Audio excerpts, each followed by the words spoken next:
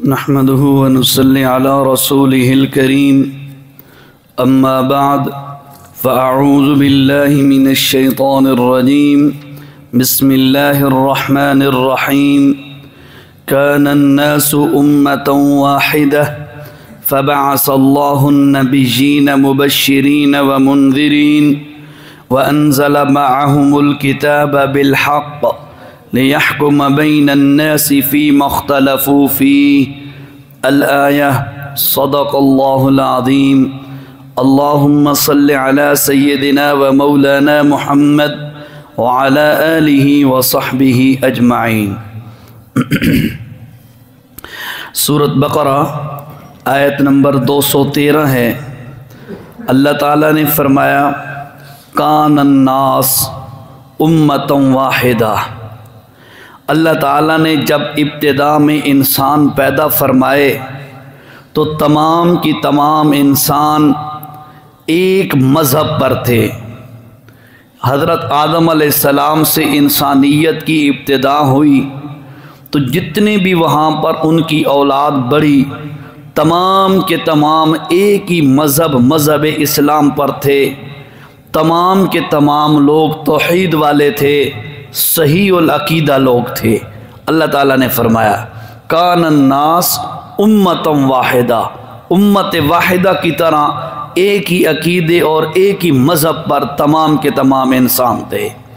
یہ سلسلہ چلتا رہا اور احادیث کے مفہوم سے یہ بات سمجھ آتی ہے کہ حضرت آدم علیہ السلام اور نوح علیہ السلام کے درمیان 10 قرن کا فاصلہ ہے، اور ایک قرن جو ہے اور یہ 10 قرن جو ہیں وہ 1000 سال کے برابر ہیں۔ تو یہ حضرت عبداللہ بن مسعود یا حضرت عبداللہ بن عباس سے مروی ہے کہ نبی علیہ السلام کی حدیث کا مفہوم ہے کہ آدم علیہ السلام سے لے کر نوح علیہ السلام تک 1000 سال کا فاصلہ ہے۔ اس دوران ابتدا سے حضرت آدم علیہ السلام کے 2 بیٹے تھے، ایک کا نام حابیل، دوسرے کا نام قابیل۔ تو اللہ تعالیٰ نے ان کا واقعہ جو ہے سورۃ مائدہ میں 6 پارے میں ذکر فرمایا ہے۔ تو ان کی جو ہے سلسلہ نسل چلتی رہی اور یہ امت واحدہ کی طرح ایک عقیدے اور ایک نظریے پر تھے۔ وقت گزرتا گیا اور ان میں آپس میں پھر اختلاف ہونے لگا۔ اختلاف اس طرح ہوا، اللہ تعالیٰ فرماتے ہیں کہ کان الناس امۃ واحدہ، یہ تو پہلے تھے لیکن جب ان میں اختلاف ہوا تو کچھ لوگ شیطان کا ہتھیار بن گئے، کچھ لوگ غلط عقائد اور نظریات والے وہ بن گئے، اور کچھ لوگ پھر بھی موحد رہے۔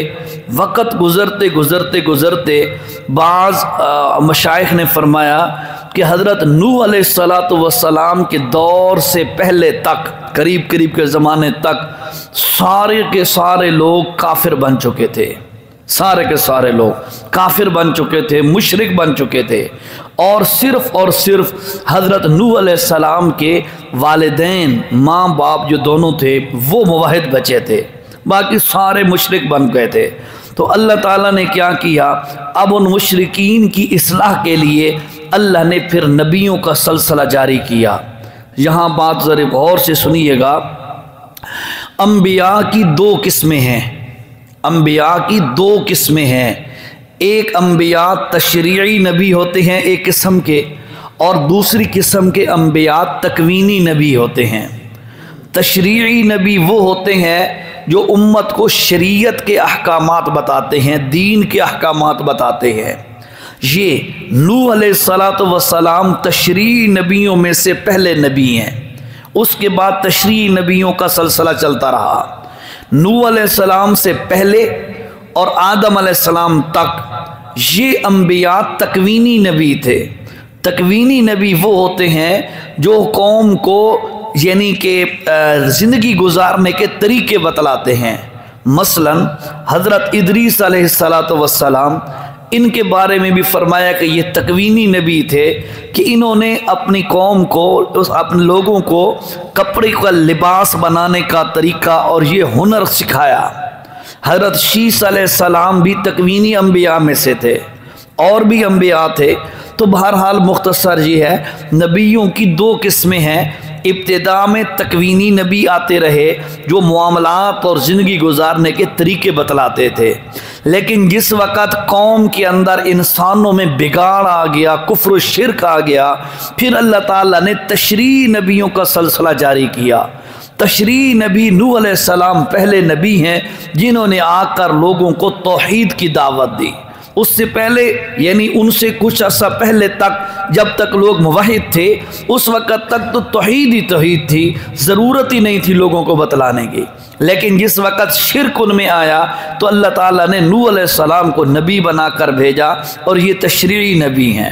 نوح علیہ السلام کے زمانے میں اصل میں تھوڑی سی اگر اس کا ایک اور بیک گراؤنڈ دیکھیں نا تو تھوڑی سی آپ کو سمجھ آئے گی ایک بات اگر آپ غور کریں تو۔ آدم علیہ السلام کی اولاد میں بیٹا اور بیٹی جڑواں پیدا ہوتے تھے، پھر اگلی دفعہ بھی جڑواں پیدا ہوتے، بیٹی اور بیٹا۔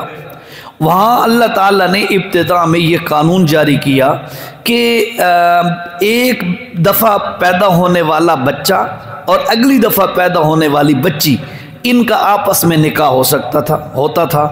پہلی دفعہ کی بچی اور دوسری دفعہ کا بچہ، ان کا کراس میں اس طرح نکاح ہوتا تھا۔ تو اس سے جو ہے آدم علیہ السلام کی اولاد کا سلسلہ پھر چلا۔ یہ اللہ کا کرنا کہ جو بہن بھائی کے ساتھ پیدا ہوئی ہے نا اس کے ساتھ نکاح جائز نہیں تھا۔ حضرت حابیل علیہ السلام جو ہیں ان کے ساتھ ایک بہن پیدا ہوئی اور قابیل کے ساتھ بھی ایک بہن پیدا ہوئی۔ تو حابیل کے ساتھ جو بہن پیدا ہوئی وہ اتنی خوبصورت نہیں تھی، قابیل کے ساتھ جو پیدا ہوئی وہ بڑی خوبصورت تھی، نئے نقشوں والی تھی۔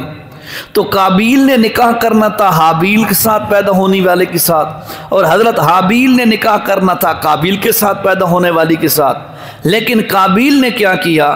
قابیل نے اڑی کی اور کہا کہ میں تو جو میرے ساتھ پیدا ہوئی ہے یہ خوبصورت ہے، میں اسی سے نکاح کروں گا، اسی سے شادی کروں گا۔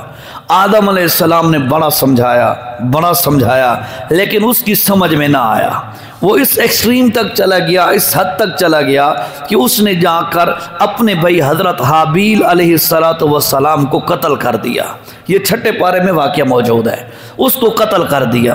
اس کو جب قتل کر دیا پھر لمبی تفصیل ہے، ادھر نہیں جاتے۔ خلاصہ یہ ہے کہ پھر یہ اپنی بہن کے ساتھ جو اس کے ساتھ پیدا ہوئی تھی خوبصورت بہن، اس کے ساتھ جو ہے اس نے نکاح کیا، شادی کی اور سائیڈ پہ چلے گئے، بھاگ گئے پہاڑوں میں۔ پھر کیا ہوا؟ پہاڑوں میں ان کی نسل چلتی رہی، ان کا سلسلہ چلتا رہا اور وہاں ان کی نسل بڑھتی رہی۔ ادھر جو میدانی علاقے تھے آدم علیہ السلام کی اولاد تھی، نیک صالح لوگ تھے، ادھر ان دو کی وجہ سے وہ جنہوں نے غیر شرعی طریقے سے زندگی گزاری میاں بیوی کی طرح، ان کی نسل سے جو لوگ پیدا ہوئے وہ پہاڑوں میں رہتے تھے۔ اب کیا ہوا کہ کبھی کبھی شیطان ان کے ذہن میں ڈال دیتا، وہ بازاروں میں آتے، مارکیٹ کچھ نہ کچھ ہوتی ہوں گی اس دور میں جو بھی سسٹم تھا، چیزیں خریدنے کے لیے وہ مارکیٹ میں آتے، ان سے ملتے، اور پھر آہستہ آہستہ انہوں نے کیا کیا کہ گانا بجانا، کیونکہ وہ حرام کی ابتدا تھی نا، حرام کی ابتدا تھی، تو گانا بجانا، میوزک، یہ سارے دھمالیں، یہ سارے کام شغل مغل وہ کرتے تھے جو پہاڑوں میں رہتے تھے، اور یہ بالکل سیدھے سادے مسلمان تھے۔ پھر وہ سلسلہ جو ہے آہستہ آہستہ دیکھا دیکھی، وہ شرارتیں اور شرپسندیاں اور بدماشیاں وہ پھر آہستہ آہستہ ان میں منتقل ہوتی گئیں، اور جب اس طرح منتقل ہوتی گئیں پھر اسلام سے دور ہوتے گئے، اور آہستہ آہستہ تقریباً 1000 سال کے عرصے کے اندر وہ لوگ اوپر والے پہاڑوں والے بھی اور نیچے والے یہ سب کے سب گمراہ ہو گئے اور مشرک بن گئے، یعنی کہ بدماشی میں بڑھتے گئے نا، پھر حد نہیں ہے ان کی، پھر وہ گمراہ ہو گئے، حتیٰ کہ یہ سلسلہ چلتا رہا اور کوئی بھی روئے زمین پر موحد نہ بچا۔ حضرت قتادہ رحمۃ اللہ علیہ فرماتے ہیں سوائے حضرت نوح علیہ السلام کے ماں باپ کے اور کوئی نہ بچا۔ تو جس وقت کفر و شرک ہر جگہ پھیل گیا تو اللہ تعالیٰ نے کیا کیا؟ حضرت نوح علیہ السلام کو نبی بنا کر مبعوث فرمایا، نبی بنا کر۔ اور اس وقت قوم کی حالت کیا تھی؟ قوم کی حالت یہ تھی کہ قوم کے اندر 5 بزرگوں کے بت بنا کر لوگ ان کو پوجتے تھے۔ قرآن مجید میں سورۃ نوح کے اندر ان کا تذکرہ آتا ہے۔ ایک کا نام تھا ود، سوا، یغوث، یعوق، نصر۔ یہ 5 بزرگ لوگ تھے اس قوم میں، پیچھے گزرے تھے کوئی، उनके नक्शे बनाकर, उनके बुत बनाकर उनको, उसकी इब्तिदा कैसी हुई ये भी आप समझें ज़रा, ताकि आपको पता चले शिर्क कैसे आता है कौमों में। उन्होंने क्या किया, उन 5 बुजुर्ग जब फौत हुए तो जहन में आया, शैतान ने उनके दिल में डाला, भाई यार बुजुर्ग बड़े अच्छे बंदे थे तो वो तो फौत हो गए, अब उनकी याद कैसे रहेगी, चलो ऐसा करो कुछ थोड़े से नक्शे बना लो, तस्वीरें बना लो, पत्थर बना लो, ताकि उनसे मिलती जुलती तुम्हें याद आती रहे, भाई ये हमारे बुजुर्ग बड़े कमाल के थे। अब उन्होंने क्या किया, वो बुत शुत बनाए उनके और उनके अपने अलमारियों में, बक्सों में, कमरों में रख दिया। खैर शैतान है ना, बड़ा खबीस है, सलसला चलता रहा। वो नस्ल जब फौत हो गई तो अगली नस्ल के दिल दिमाग में डाला, भाई बात ये है वो बड़े बुजुर्ग थे, वद सवा यगूस यऊक नसर, अब ऐसा करो उनकी जो है ना मूर्तियों को, उनके बुतों को करीब रखा करो जहां तुम इबादत करते हो, उससे फायदा ये होगा उन पर जब अल्लाह की रहमत उतरती है ना तो फिर तुम्हारे ऊपर भी रहमत उतरेगी, तुम्हारा भी फायदा हो जाएगा।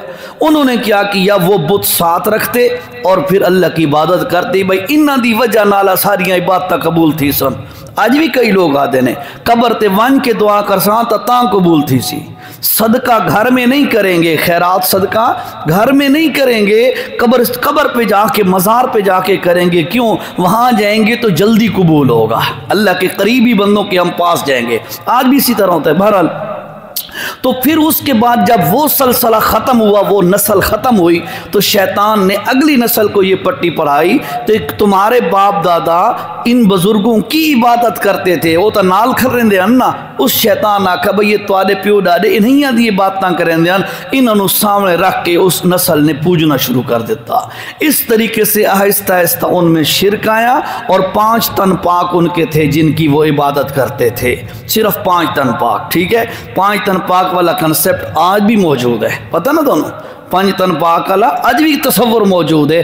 हालांकि हमारे नज़दीक है सहाबा सारे तन पाक हैं, सहाबा इकराम सब तन पाक हैं, सिर्फ 5 तन पाक की बात नहीं है। लिहाजा हम अबू बकर से लेकर छोटे से छोटे सहाबी तक हर सहाबी को एक पाकीज़ा इंसान मानते हैं। कमी कोताहियाँ हर एक से होती हैं, हर इंसान से होती हैं, लेकिन हमारा ईमान है कि रब्बुल आलमीन ने ऐलान कर दिया रज़ी अल्लाहु अन्हुम, हमने सहाबा को माफ़ कर दिया। जब पूछने वाली ज़ात माफ़ कर दे तो मैं और आप कौन है पूछने वाले, सहाबा के ऐब निकालने वाले। बहरहाल तो उससे जो है कौम में ये शिरक आया, और शिरक के बाद जो है ये कौम मुशरिक जब बनी, अल्लाह ने फरमाया फबअसल्लाहु, अल्लाह ताला ने फिर मबऊस फरमाया, भेजा अन्नबिय्यीन, नबियों को, मुबश्शिरीन व मुनज़िरीन, जो लोगों को बशारतें और खुशखबरियाँ देते थे कि भाई तुम मान लोगे तुम्हारे लिए ये खुशखबरी है, व मुनज़िरीन, नहीं मानोगे तुम्हारे लिए ये बर्बादी है, ये डर है, ये आगे अज़ाब है। इस तरीके से अल्लाह ताला ने नबियों का सिलसिला फिर जारी किया। फिर उसके बाद क्या हुआ, व अनज़ल माहुमुल किताब बिल हक़, अल्लाह ताला ने नबियों को किताबें भी अता फरमाई, नबियों को किताबें भी अता फरमाई। क्यों, इसलिए कि लियहकुम बैनन नास फी मख्तलफू फी, ताकि लोगों के दरमियान जो इख्तिलाफ खड़ा हो गया है शिरक वाला, कुफर वाला, इसका फैसला अल्लाह की किताबों से किया जा सके। ये बात भी समझ आ रही है कि अगर इस शिरक को ख़त्म करना हो, इसके बारे में फ़ैसला करना हो, तो अल्लाह की किताब को सहारा बनाया जाएगा। बाकी किताबें उसकी तशरीह हो सकती हैं, लेकिन फ़ैसला अल्लाह की किताब से होगा। आज भी यही कानून होगा तो लोगों को हिदायत मिलेगी कि लोगों की इस्लाह के लिए अगर कोई किताब कारगर साबित होगी तो वो अल्लाह की किताब होगी, उसके बाद उसकी तायीद के लिए दूसरी किताबों को इस्तेमाल किया जाएगा। ठीक है जी, यहाँ तक थोड़ी सी आयत का हिस्सा हमने कर दिया, लंबी आयत है तो पहला हिस्सा जहन में रखें कि इब्तिदा में तमाम के तमाम इंसान मुवाहिद थे। 10 कर्न गुजरने के बाद, यानी 1000 साल गुजरने के बाद इनमें शिरक और कुफर आ गया। जिस वक़्त कुफ्र और शिरक आया तो अल्लाह ताला ने तशरीह नबियों का सिलसिला जारी कर दिया।